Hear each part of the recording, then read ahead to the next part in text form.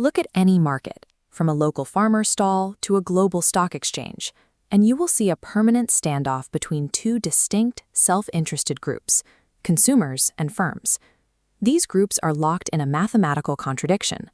Consumers want to maximize their own satisfaction while paying the absolute minimum, while firms want to maximize profits by charging the absolute maximum.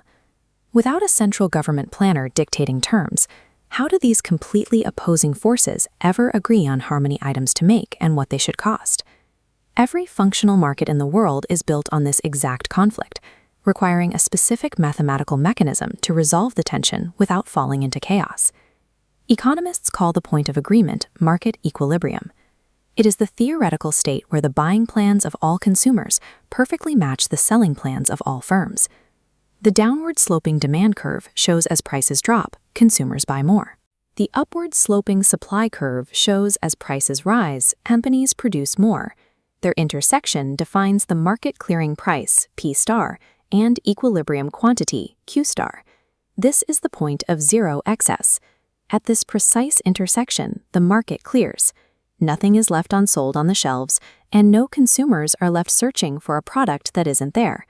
Of course, the model isn't always in balance. We have to consider what happens when a market gets the price wrong and strays from that center point.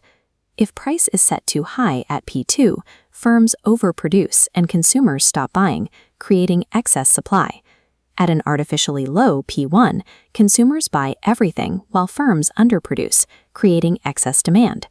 The invisible hand naturally forces firms to adjust prices back to perfect equilibrium. Price functions as an automatic communication tool, constantly dragging market chaos back into a state of equilibrium. The real world is rarely static. We have to account for shifts, moments when consumer trends change and people want a product regardless of its current price. When a product surges in popularity, the entire demand curve shifts to the right. This change renders the old equilibrium point obsolete. The invisible hand must now push both the price and the quantity produced upward to find the new market-clearing center point. While simultaneous shifts in both supply and demand can make exact price predictions complicated, this core corrective mechanism always functions the same way. Market equilibrium remains a moving target, constantly adapting to the latest shocks in human behavior. This model's versatility extends far beyond physical goods, applying even to the labor market. In the labor market, the traditional roles reverse.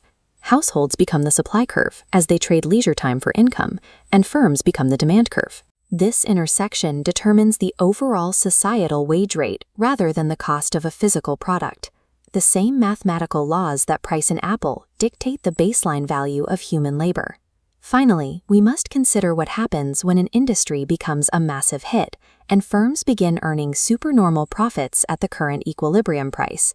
These outsized profits act as a magnet, signaling outside competitors to enter the market to get a piece of the action. As new firms enter, the total market supply increases, flooding the market and naturally driving prices back down. This influx of competition only stops when prices fall enough to wipe out those supernormal profits, leaving firms with a normal profit. Economic graphs represent living, breathing engines, perpetually pulled toward balance by the invisible hand.